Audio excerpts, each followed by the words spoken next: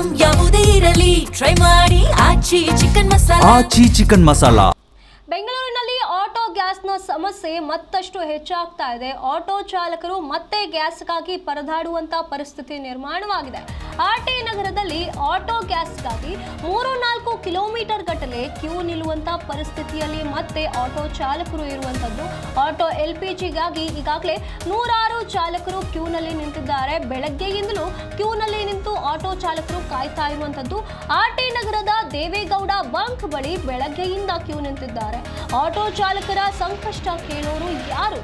ರಾಜ್ಯ ಮತ್ತು ಕೇಂದ್ರ ಸರ್ಕಾರದ ವಿರುದ್ಧ ಡ್ರೈವರ್ಗಳು ಈಗ ಕಿಡಿಕಾರ್ತಿದ್ದಾರೆ. ಯಾವುದೇ ಕ್ರಮ ತೆಗೆದುಕೊಂಡಿಲ್ಲ. ತಮಗಾಗ್ತಾ ಇರುವಂತಹ ಸಮಸ್ಯೆಗಳಿಗೆ ಇನ್ನೂ ಪರಿಹಾರ ಸೂಚಿಸ್ತಾ ಇಲ್ಲ. ರಾಜ್ಯವಾಗಲಿ ಕೇಂದ್ರ ಸರ್ಕಾರವಾಗಲಿ ಇದರ ಬಗ್ಗೆ ಕ್ರಮಗಳನ್ನ ಕೈಗೊಳ್ಳಬೇಕು. ತಮಗೆ ಸರಿಯಾದ ನ್ಯಾಯವನ್ನ ಒದಗಿಸಬೇಕು. ತಮಗಾಗ್ತಾ ಇರುವಂತಹ ಸಮಸ್ಯೆಗಳಿಗೆ ಅವರು ಕಿವಿ ಕೊಡಬೇಕು, ಪರಿಹಾರವನ್ನ ಘೋಷಣೆ ಮಾಡಬೇಕು ಅಂತ ಹೇಳಿ ಎಲ್ಲ ಆಟೋ ಚಾಲಕರು ಬಯಸ್ತಿದ್ದಾರೆ. ಆದ್ರೆ ಯಾವ ಕ್ರಮವೂ ಇಲ್ಲ ಅಂತ ಹೇಳಿ ಆಕ್ರೋಶ ವ್ಯಕ್ತಪಡಿಸುತ್ತಿದ್ದಾರೆ.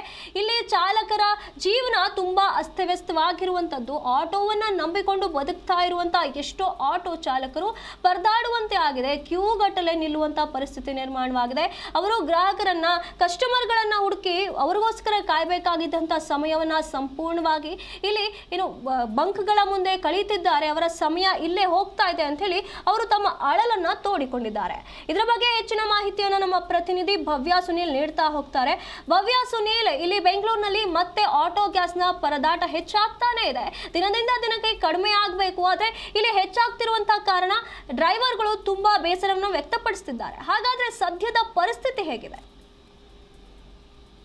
ಆರ್ಟಿ ನಗರದಲ್ಲಿ ಆಟೋ ಗ್ಯಾಸ್ಗಾಗಿ 3-4 ಕಿಲೋಮೀಟರ್ ಕ್ಯೂ ನಿಂತಿದ್ದಾರೆ. ಆಟೋ LPGಗಾಗಿ ಚಾಲಕರು ಬಹಳಷ್ಟು ಪರದಾಟ ಮಾಡ್ತಿದ್ದಾರೆ ಅಂತ ಹೇಳ್ಬೋದು. ಅಂದ್ರೆ ಪ್ರಮುಖವಾಗಿ ಕಳೆದ 1-2-3 ವಾರದಿಂದ ಕೂಡ ಇದೇ ರೀತಿಯಾದಂತಹ ಸಮಸ್ಯೆಗಳು ಉಲ್ಬಣ ಆಗ್ತಾ ಇರುವಂತದ್ದು. ಆಟೋ ಗ್ಯಾಸ್ಗಾಗಿ ಸದ್ಯ ಆಟೋ ಚಾಲಕರು ತಮ್ಮ ಆಕ್ರೋಶವನ್ನ ಹೊರ ಹಾಕ್ತಾ ಇದ್ದಾರೆ.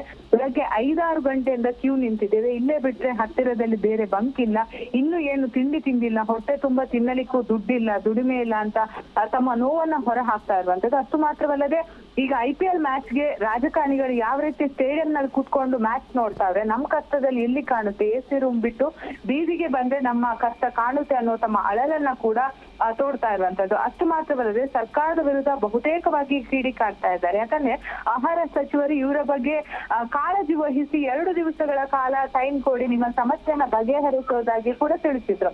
ಆದ್ರೆ ಸಭೆ ನಡೆದು 1 ವಾರ ಕಳೆದೋಯ್ತು, ಇನ್ನು ಕೂಡ ಆಟೋ ಚಾಲಕರ ಸಮಸ್ಯೆ ಮಾತ್ರ ಇನ್ನೂ ಕೂಡ ಅಂದ್ರೆ ಕಡಿಮೆ ಆಗಿಲ್ಲ ಅಂತಾನೆ ಹೇಳ್ಬೋದು. ಗ್ಯಾಸ್ ಇಲ್ಲದೆ, ಬಾಡಿಗೆ ಇಲ್ಲದೆ, ಖಾಲಿ ಕೈಯಲ್ಲಿ ಮನೆಗೆ ಹೋಗ್ಬೇಕಾದ್ರೆ ಬಹಳಷ್ಟು ಕಷ್ಟಕರ ಪರಿಸ್ಥಿತಿ. ಆಟೋ ಬಿಟ್ರೆ ಬೇರೆ ನಮ್ಗೆ ದಾರಿನೇ ಇಲ್ಲ ಅಂತ ಹೇಳ್ತಾ ಇದ್ದಾರೆ. ಯಾಕಂದ್ರೆ ಹೌದು, ಅವ್ರಿಗೆ ಗ್ಯಾಸ್ ಸಿಕ್ಕರೆ ಮಾತ್ರ ಅವತ್ತು ಆಟೋ ಓಡಿಸೋದಕ್ಕೆ ಸಾಧ್ಯ. ಸದ್ಯದ ಪರಿಸ್ಥಿತಿಯಲ್ಲಿ ಬಹುತೇಕ ಬಂಕ್ಗಳು ಇನ್ನೂ ಕೂಡ ಓಪನ್ ಆಗಿಲ್ಲ. ಯುದ್ಧ ಒಮ್ಮೆ ನಿಲ್ಲುತ್ತೆ, ಒಮ್ಮೆ ಮತ್ತೆ ಶುರು ಆಗುತ್ತೆ.